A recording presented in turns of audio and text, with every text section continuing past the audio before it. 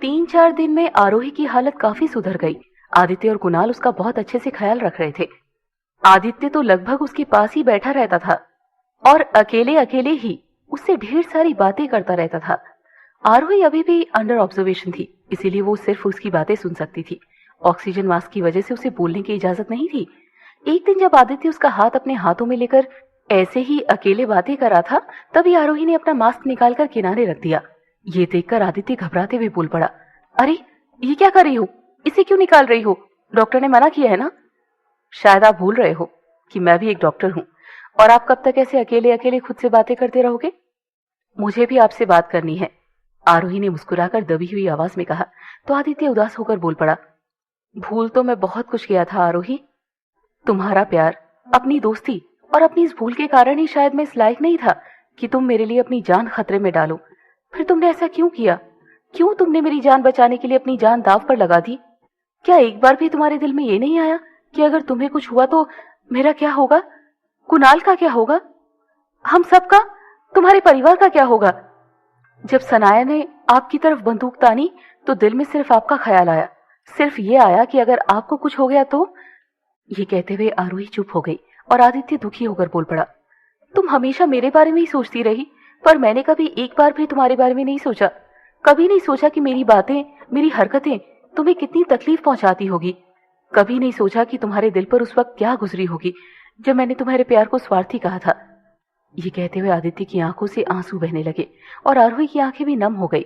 आरोही को रोते देख आदित्य उसके आंसू पोंछते हुए बोल पड़ा, पर अब से ऐसा नहीं होगा। अब मैं ना तो खुद कभी तुम्हें हर्ट करूंगा और ना कभी किसी और को करने दूंगा। प्यार क्या होता है ये मैं जान चुका हूं आरोही। अभी तुमने सिर्फ अपने हिस्से का प्यार किया है, अब मेरी बारी है। आदित्य की बातें सुनकर आरोही के चेहरे पर मुस्कान आ गई, पर इससे पहले वो कुछ कह पाती, कुणाल, कृति, शरण्या और स्वयं वहां पहुंच गए। अरे बस भी कर, सारी बातें आज ही कर लेगा, कुछ कल के लिए भी छोड़, कुणाल ने आदित्य से कहा तो स्वयं भी बोल पड़ा, हाँ भाई, और वैसे भी आप कब से घर नहीं गए हो? इतने दिनों से कुछ ठीक से खाया पिया भी नहीं है आपने, इसीलिए आज आप घर चले जाओ और ठीक से कुछ खा लो। वैसे विधि अब ठीक है और हम सब भी हैं उनके पास। मैं कहीं नहीं जा रहा। आरोही की हालत मेरी वजह से है, इसीलिए जब तक वो ठीक नहीं हो जाती मैं यहीं बैठूंगा, आदित्य ने जिद करते हुए कहा। तो स्वयं मुंह बनाते हुए बोला, फिर तो हो चुकी दी ठीक। क्यों? आदित्य ने हैरान होकर पूछा तो स्वयं बोल पड़ा, अरे क्यों क्या? इतने दिनों तक अगर आप बिना नहाए यहीं बैठे रहे तो आपकी बदबू से तो दी, हम सब भी बीमार हो जाएंगे। स्वयं की बात सुनकर सब हंसने लगे और आरोही को भी हंसी आ गई। तू क्या हंस रही है? बोलना इसे जाने को, क्योंकि अब ये तेरे कहने पर ही जाएगा, कृति ने आरोही से कहा तो आदित्य भौहें चढ़ाते हुए बोला, मुझे ऐसा क्यों लग रहा है कि तुम सब मिलकर मुझे भगाना चाहते हो? हाँ, हम भगाई तो रहे तुझे, चल जा, कुणाल ने कहा। और इससे पहले आदित्य कुछ कहता आरोही बोल पड़ी, ये लोग सही कह रहे हैं, आप जाकर कुछ खा लीजिए और थोड़ा सा आराम कर लीजिए, मैं ठीक हूं अब। ओके फाइन, जा रहा हूं मैं, और तुम सबको तो देख लूंगा मैं। ये कहते हुए आदित्य झल्लाते हुए वहां से चला गया और सब रहस्यमयी मुस्कान के साथ आरोही की तरफ देखने लगे। तुम सब मुझे ऐसे क्यों देख रहे हो? आरोही ने घबराकर पूछा तो कुणाल झल्लाते हुए बोल पड़ा, वो इसीलिए महान आत्मा कि अगर हम 2 सेकंड और लेट हो गए होते ना तो तूने आदि को माफ कर दिया होता। हाँ तो उसमें क्या हुआ? आरोही ने पूछा तो कृति उसे आंखें दिखाते हुए बोली, क्या हुआ? उसने तेरे साथ इतना बुरा किया और तू उसे इतनी आसानी से माफ कर देगी? पर तुम सब ने भी तो उसे माफ कर दिया ना, आरोही ने कहा तो कुणाल उसे समझाने लगा, अरे हमारी बात अलग है, हम सब तो उसके दोस्त हैं, पर तू तो उससे प्यार करती है ना, तूने क्या कुछ नहीं किया उसके लिए, अब उसकी बारी है, और फिर उसे बिना किसी मेहनत के उसका प्यार कैसे मिल सकता है? एग्जैक्टली भाई को भी पता होना चाहिए कि किसी खूबसूरत लड़की का प्यार पाने के लिए कितने पापड़ बेलने पड़ते हैं, इसलिए आप उन्हें इतनी आसानी से बिल्कुल माफ नहीं करेंगी, स्वयं भी आरोही को भड़काते हुए बोला।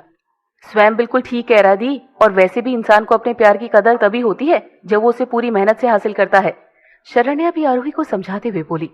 ओ नो, इन सब ने तो आदि के खिलाफ मोर्चा खोल रखा है, अब मैं क्या करूं? ये सोचकर आरोही बस इतना ही कह पाई, अरे पर, लेकिन स्वयं उसे बीच में ही रोकते हुए बोल पड़ा, कोई परवर लेकिन किंतु परंतु नहीं दी, भाई को पहले खुद को आपके लायक बनाना होगा, उन्हें पहले आप पर हर हाल में, हर सिचुएशन में ट्रस्ट करना सीखना होगा, आपके लिए अपना प्यार साबित करना होगा, उसके बाद ही आप उन्हें माफ करोगे। और क्या, कल को कोई और सनाया मनाया किराया आ गई तो, और फिर तुझे ऐसे ही छोड़कर चला गया तो?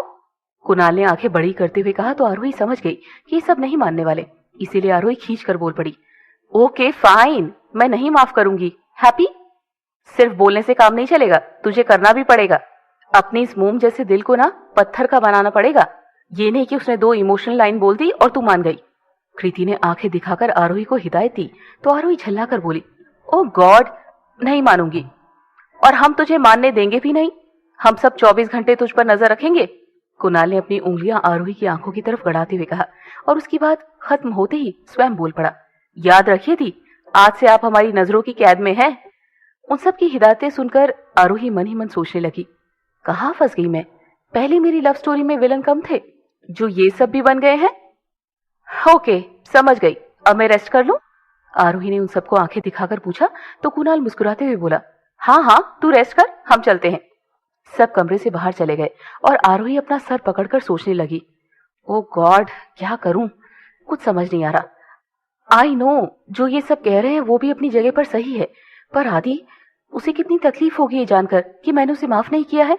वो कितनी उम्मीद से मुझसे एक मौका मांग रहा है। उसके दिल को कितनी चोट पहुंचेगी जब मैं उसे वो मौका देने से इनकार कर दूंगी। ये सब सोचते सोचते आरोही को नींद आ गई और शाम को जब उसकी आंख खुली तो देखा कि आदित्य उसके पास बैठकर बहुत प्यार से उसका सर सहला रहा है। उसे देखकर आरोही चौंकते हुए बोली, आप यहाँ? हाँ, मैंने कहा था ना, जब तक तुम ठीक नहीं हो जाती मैं तुम्हारे पास ही रहूंगा। इनफैक्ट अब तो सारी जिंदगी मैं तुम्हारे साथ रहूंगा।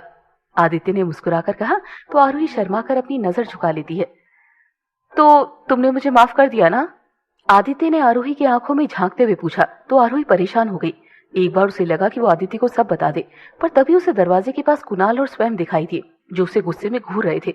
उन दोनों को देखकर आरोही सकपकाते हुए बोली, आदि, दरअसल मैंने आपको माफ तो कब का कर दिया है, पर अगर सच कहूं तो आपने जो भी मेरे साथ किया है उसे इतनी आसानी से भूलना मेरे लिए मुमकिन नहीं है। आप पर खुद से भी ज्यादा भरोसा करने लगी थी मैं। अब उस भरोसे को बनने के लिए थोड़ा वक्त तो लगेगा ना? ये सुनकर आदित्य थोड़ा सा उदास हो गया, पर वो खुद भी जानता था कि उसने आरोही को जो जख्म दिए हैं वो इतनी आसानी से भरने वाले नहीं हैं। इसीलिए वो मुस्कुराते हुए बोल पड़ा, मैं समझ सकता हूँ आरोही, तुम बिल्कुल चिंता मत करो। तुम्हें जितना भी वक्त चाहिए तुम ले लो। वैसे भी अपनी गलतियों को सुधारने के लिए मुझे भी तो वक्त चाहिए। तुम देखना आरोही, ये सब कुछ मैंने ही खराब किया था ना, अब इसे ठीक भी मैं ही करूंगा। मैं तुम्हारे इस टूटे हुए भरोसे को जोड़कर उसे पहले से भी ज्यादा मजबूत करके रहूंगा। ये सुनकर आरोही बहुत खुश हो गई। स्वयं और कुणाल भी एक दूसरे को बधाई देते हुए वहां से चले गए। आदित्य ने उठकर आरोही के माथे को चूम लिया और आरोही ने शर्माते हुए अपनी नजरें झुका ली। आरोही की दवाइयों का वक्त हो गया था, इसीलिए नर्स आकर आरोही को दवाई देने लगी। इसी बीच नर्स से गलती से बेड पर सिरप गिर गया, जिससे आरोही की बेडशीट खराब हो गई। रियली सॉरी मैम, पता नहीं कैसे, नर्स ने घबरा कर कहा। कोई बात नहीं, इट्स ओके, मैं उठ जाती हूँ, तुम चेंज कर दो। ये कहते हुए आरोही उठने लगी, पर आरोही का जख्म अभी भरा नहीं था, इसीलिए उसे उठने में तकलीफ होने लगी। उसे फिर से दर्द उठने लगा, इसीलिए वो फिर से वहीं बैठ गई। उसके चेहरे के भाव देखकर आदित्य समझ गया कि उसे उठने में दिक्कत हो रही है, इसीलिए उसने आगे बढ़कर आरोही को अपनी गोद में उठा लिया। आरोही चौंक कर उसकी आंखों में देखने लगी। आदित्य भी उसकी तरफ ही देख रहा था। You can change now, Aditya ने आरोही की तरफ देखकर नर्स से कहा, तो आरोही ने शर्माते हुए अपनी नजरें झुका ली। नर्स ने भी मुस्कुराते हुए आरोही की बेडशीट बदलकर वहां से चली गई।